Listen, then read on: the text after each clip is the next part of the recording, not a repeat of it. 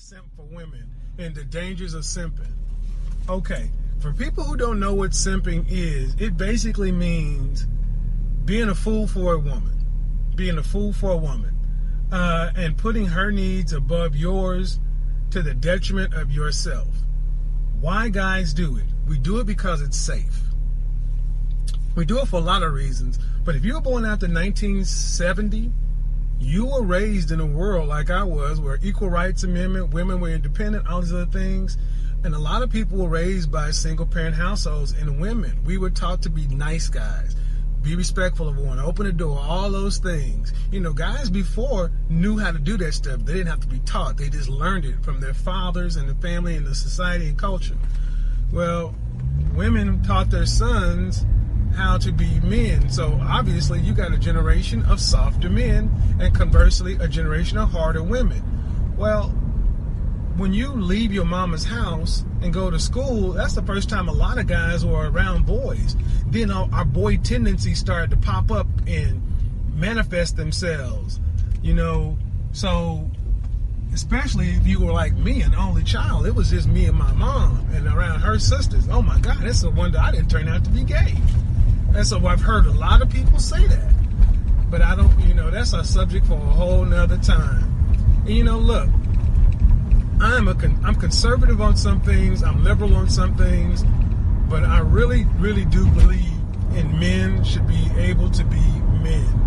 And when we're out, yeah, when you're in high school, you have your friends. When you go to college, that's the first time a lot of guys get a chance to really be themselves. You join fraternities, you go party, no parents around, nobody to supervise. Guess when a lot of people had their most success in relationships with women. Why? Because you're around other guys. You're out in a group. When men are broke, we pal around. We have clubs and stuff. But look what happens after college. We all get domesticated. We leave college. We go to work in a company. Automatically, you're not around groups of men anymore. Even your fraternity brothers, even your boys. You move to a city. You go work in a company that has a culture that is very much like our society. Then you get involved in a relationship. All of a sudden, you got a bunch of men who are walking around like neutered zombies. We remember, it's like caged lions. That's a better thing. If you look back and see, look in the zoo. There's nothing worse than to see a lion that's in a cage and they feed it. If that lion was born in captivity, that's one thing. But a lion that roamed on the prairie, on the Serengeti, that's a whole nother thing. Guys, we all have that lion in us. But we have all been programmed and taught that being a nice guy is the way to be. That's why we end up simping. Simping is a symptom of programming. So when I was telling the stories yesterday about how I would go from, you know, doing what a guy should do to being this nice guy and end up getting abused and mistreated by women, that was an internal conflict going on in me, of me trying to basically fight against my programming. Another thing, though, is even after a guy knows better, we go back to simping because it's safe. We know how to simp.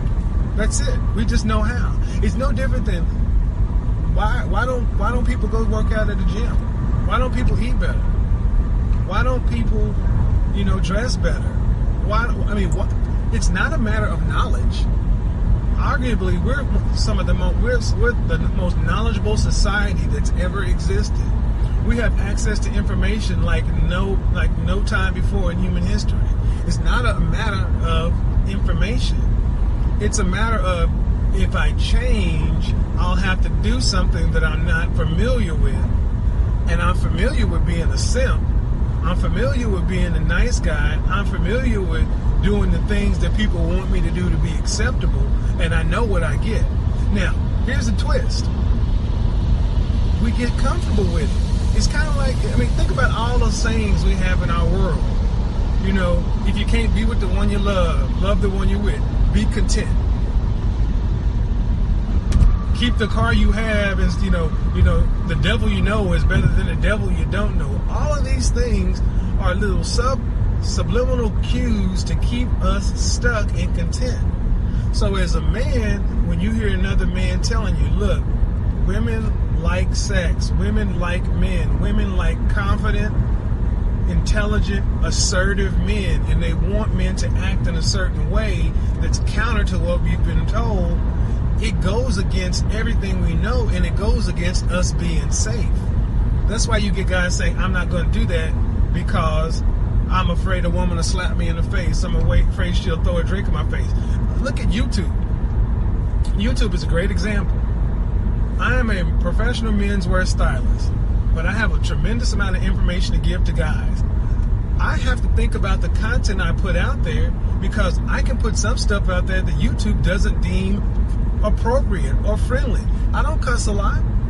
I don't use a bunch of negative words, but even the concepts I'm talking about, they don't want me talking about this right now. Guys that talk about this kind of stuff end up having their channels demonetized, their views skewed off, their channels just aren't as popular. Why is that? Now, women who talk about women's stuff and women's empowerment, you know, those channels get millions of views and subscribers, but guys that have the nerve to talk about, guy, put yourself first, empower yourself, be a man, take charge of your own life, be confident, intelligent, assertive, be learning, I mean, all that stuff, you would think that would be a good thing. No. It's challenging to the system we were raised. I was raised in that simp system. So I could go on and on and on and tell you story after story after story. But let me just say this. Because we are guys, let's just throw some numbers up here. Not to brag about anything, but by the time a guy reaches his mid-30s is when he really starts to understand what it means to be a man. By the time you reach 40, you really become a completely different person. You become a whole man. You know how to get stuff done. You know who you are. You're self-actualized. So in your teens and 20s, a lot of guys, we're about getting laid and making money. And it's easier to get laid to make money, so we keep score by stuff. You know, I went through that phase to where, you know, we had competitions to see who could score the most with women. And, you know, when you start getting up, when you start having numbers in the triple digits, you know, on one side, I was taught to be proud of that, but on another side, I felt kind of ashamed. I was like, that's disgusting. But then I thought about it, I'm like, well, wait a minute. That's nothing to be ashamed of. I just lived life. No one told me to be ashamed of it.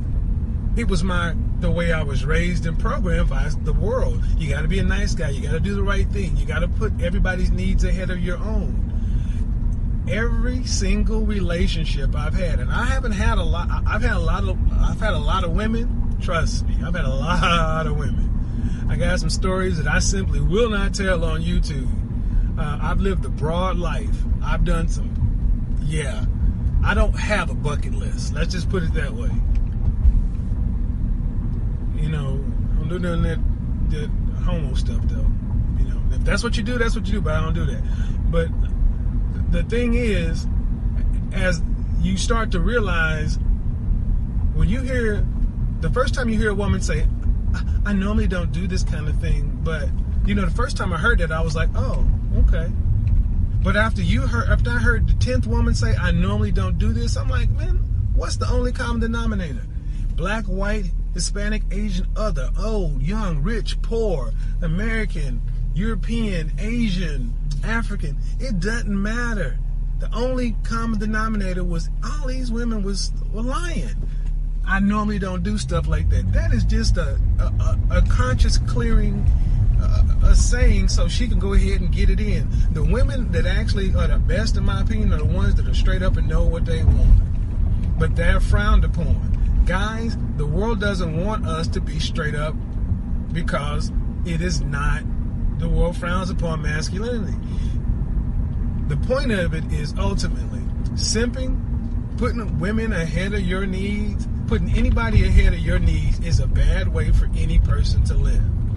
Every relationship I had where I actually suspended good, simple thought, and I decided to go ahead and put woman on a pedestal, treat her like a princess, all these other things, you know what ended up happening? I was happy for about a month. because she told me all the things I wanted to hear. You're like no other guy I've ever had before. You're so different. You're so this. You're so that. Then after that, after the new car smell wore off, that woman began to resent me. She had contempt for me, no respect for me, because when a woman knows that you will take whatever she does and let her get away with it, she had no respect for you. Simple as that. You out there being a sucker. So, and we're told, be upfront, open, honest with women. Tell her your feelings. No, I'm telling you, hold stuff back from women. Don't tell them everything. Do not tell a woman that, you know what, whatever you do, I love your dirty drawers, and you could do whatever, and I'll take you back. No. First-hand experience, that doesn't work.